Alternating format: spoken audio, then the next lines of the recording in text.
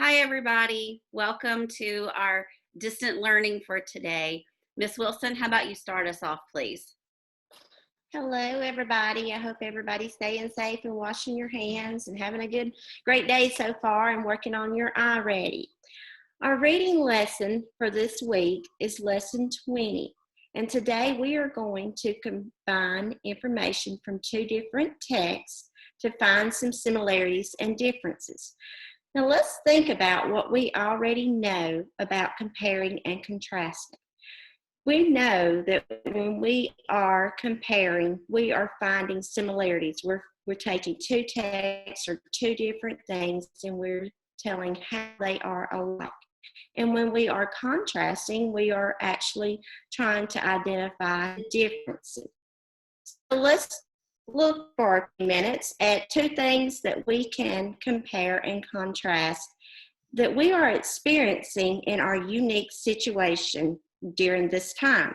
So let's compare and contrast our traditional classroom, the one we are used to being in, sitting at our desk or our flexible seating, versus our distant learning classroom, which is the one you are in right now. Maybe you're sitting at home at your table in your PJs.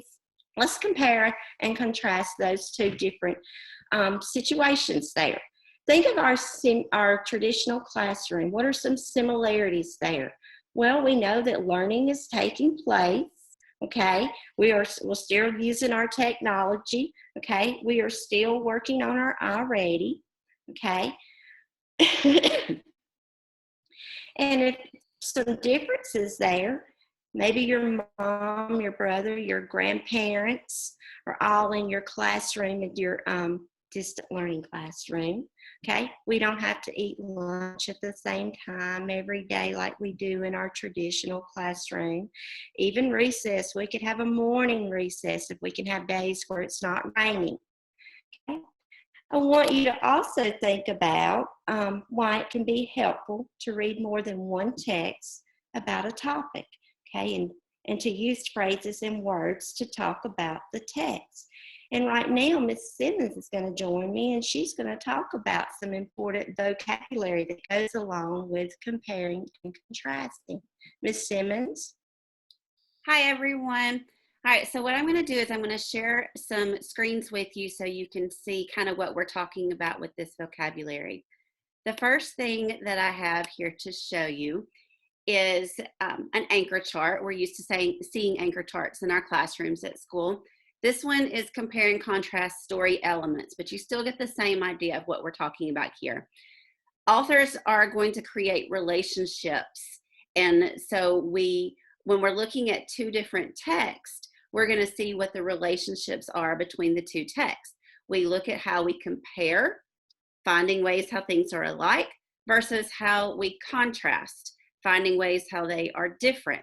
If you look over on the left side here, compare is written in kind of this teal green color. Again, it's finding ways that things are alike. You talk about what are the similarities between these things. How are they alike? Which similarities then do you think are the most important? When you contrast, you're finding ways that things are different. What are the differences between these things? How are they different? Which differences do you think are the most important? And as we are referring back to this, when we talk about comparing, we would say things like, they are similar because, or another similarity is this. When we're talking about contrasting, we would say they are different because, or another difference is this. So those are just some ways to think about comparing and contrasting. When you look at our overall vocabulary, again, we're looking at comparing and contrasting two texts this week. That's lesson 20 in your iReady books. Your pages are going to be page 324 to 339. You've got on that very first page, 324, you've got some very important vocabulary words to look at. The first one, it's important points. Now, all of these vocabulary words should be words that you already know. We've already talked about them at some point throughout this school year. So we're just kind of returning back to it and seeing how they're going to apply to today's lesson. Important points means that you're realizing what is most important in a text versus what is just interesting but not necessary for understanding. Key details are the words or phrases that help us answer a question about the text. And then again, when you compare, you look at how your texts are alike. And when you contrast, you look at how they are different.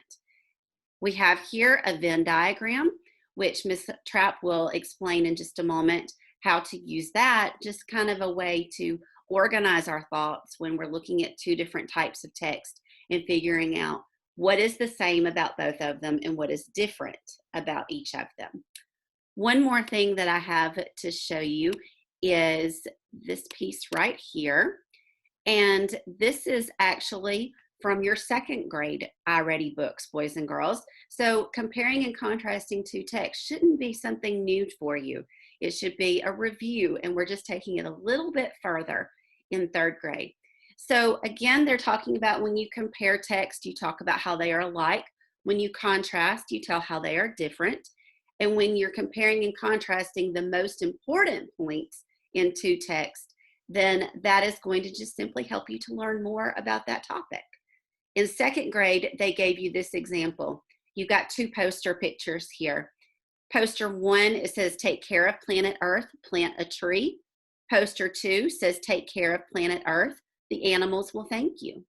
In both of these posters, I see that they are outside. So we're still talking about the earth in both of those posters. But in poster 1, I see they're actually planting a tree, and I see some humans in that picture. In poster 2, I see the tree as fully grown already, and I also see some animals. So we can talk about how they are, again, alike and how they are different. Ms. Trapp, if you would like to talk to us a little bit more about Venn diagrams and how to use those. Hey guys, it's Miss Trapp, and what I want to talk to you about is the importance of Venn diagrams and maybe why we do them in the first place. You may be wondering, why do I even need to know this about a Venn diagram?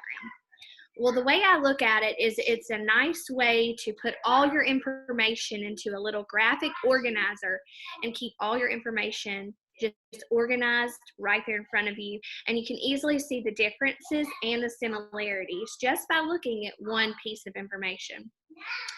There are a couple things that I want you to keep in mind while we do this.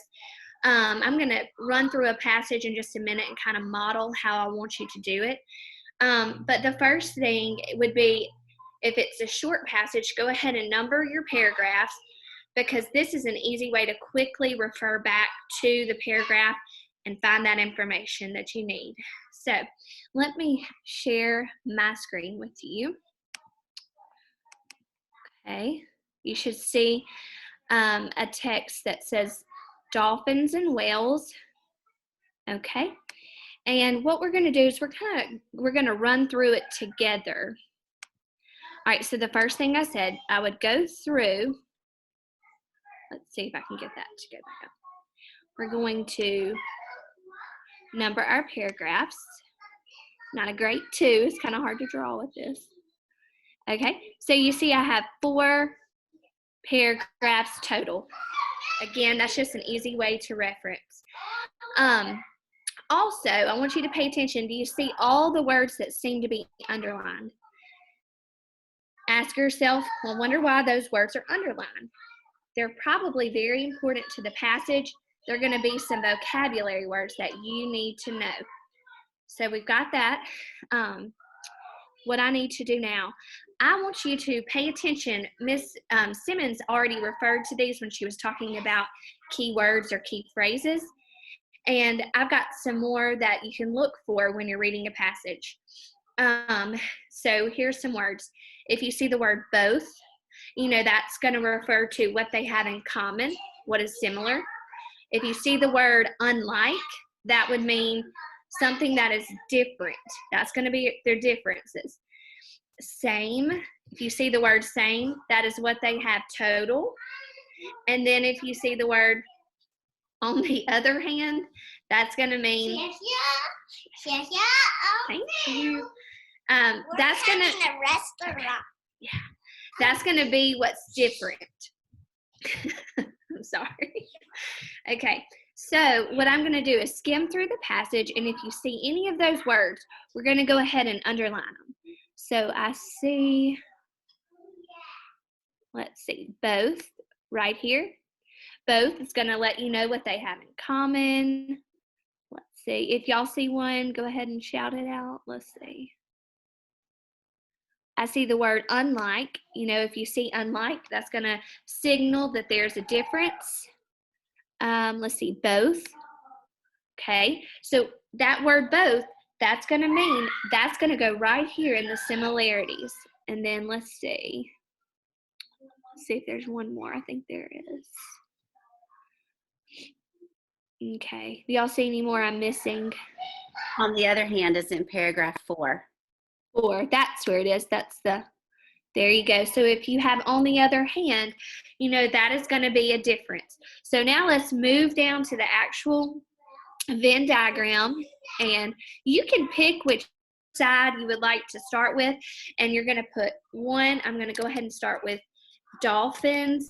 That would go on the left hand side, so all of my information about dolphins would go there. On the right hand side, that would be my whales, and that's all going to be, all the information would go right here. And then you see this little center part, that's going to be the things they have in common. So it's really easy once you break it down, and it just makes it easier once it's in a nice graphic organizer. And I'm going to go ahead and turn it over to Miss Leonard, and I hope you enjoyed it. Okay, stop sharing. Hi guys, hope you're having a great day. We're going to compare and contrast the true story of the Three Little Pigs to the original story that you may all remember from kindergarten or first grade. I want you to think about how these stories are alike and how they're different, and make your own Venn diagram. And you can discuss it with your mom or dad, your brothers or sisters, and talk about, because you'll hear some funny things that are alike and some funny things that are different. I like the cover of this book. It's written like a newspaper. It says the Daily Wolf, kind of like the Daily Corinthian. And the headline is The True Story of the Three Little Pigs as Told by A. Wolf. So you're kind of getting a different kind of viewpoint. The real author is John Szyszka, illustrated by Lane Smith. You might also find this on Get Epic if you want to go back and read it on your own. Everybody knows the story of the Three Little Pigs, or at least they think they do. But I'll let you in on a little secret. Nobody knows the real story, because nobody has ever heard my side of the story. So right away we see that the character telling the story is not one of the pigs, it is the wolf. I'm the wolf, Alexander T. Wolf. You can call me Al. I don't know how this whole big bad wolf thing got started, but it's all wrong. Maybe it's because of our diet. Diet, that would be the food that you eat. Hey, it's not my fault wolves eat cute little animals like bunnies and sheep and pigs. That's just the way we are. If cheeseburgers were cute, folks would probably think you were big and bad too. That's a huge cheeseburger, isn't it? But like I was saying, the whole big bad wolf thing is all wrong. The real story is about a sneeze and a cup of sugar. And he's illustrating on the blackboard, sneeze plus sugar. He's trying to explain what happened. This is the real story. Way back in Once Upon a Time, I was making a birthday cake for my dear old granny. I had a terrible sneezing cold. I ran out of sugar. So he's making a birthday cake, or he says he was. Do you believe him? Do you believe the wolf?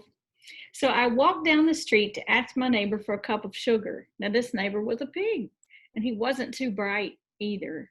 Bright means smart, intelligent. He had built his whole house out of straw. Can you believe it? I mean, who in his right mind would build a house of straw? And here he is walking to the house very casually.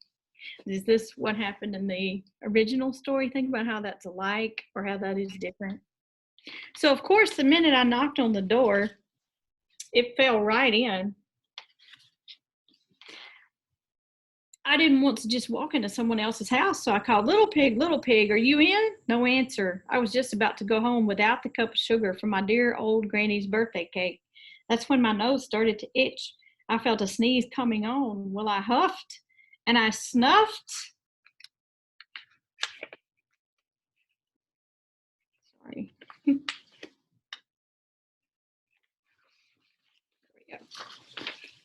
Achoo! And I sneezed a great sneeze. Okay, and look at the house. How is that alike, or is that different from the original story? Can y'all see? And you know what? That whole straw house fell down. And right in the middle of the pile of straw was the first little pig, dead as a doornail. He had been home the whole time. It seemed like a shame to leave a perfectly good ham dinner lying there in the straw. So I ate it up. Think of it as a big cheeseburger just lying there. So is that how the original story happened? What do you think? I was feeling a little better, but I still didn't have my cup of sugar. So I went to the next neighbor's house. This neighbor was the first little pig's brother. He was a little smarter, but not much. He built his house of sticks. I rang the bell on the stick house. Nobody answered. I called, Mr. Pig, are you in? He yelled back, go away, Wolf, you can't come in. I'm shaving the hairs on my chinny chin. Did that happen in the original story? Do you hear anything that's alike or different? I just grabbed the doorknob when I felt another sneeze coming on. I huffed and I snuffed and I tried to cover my mouth, but I sneezed a great sneeze. Achoo! And you're not going to believe it, but this guy's house fell down just like his brother's. When the dust cleared, there was the second little pig, dead as a doornail. Wolf's honor.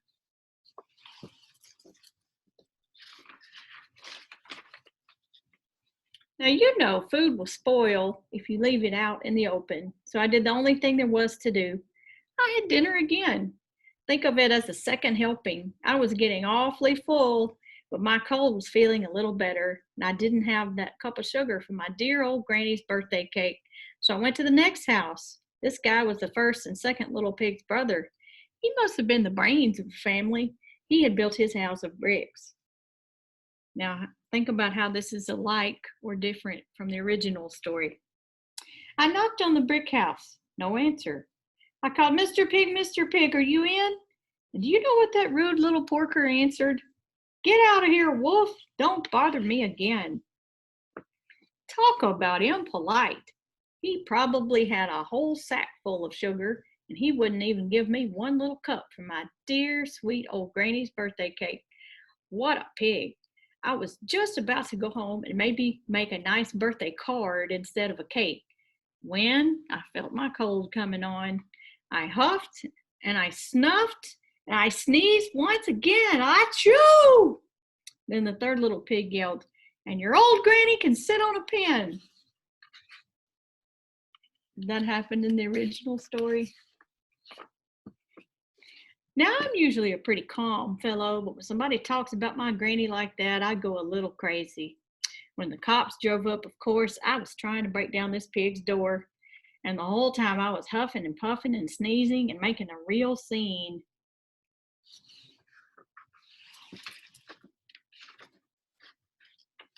The rest, they say, is history. And here you see the newspaper story, Big Bad Wolf. The news reporters found out about the two pigs I had for dinner. They figured a sick guy going to borrow a cup of sugar didn't sound very exciting.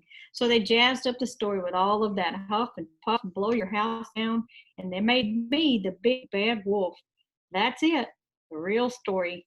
I was framed. What do you think? Do you believe the wolf? And maybe you could loan me a cup of sugar.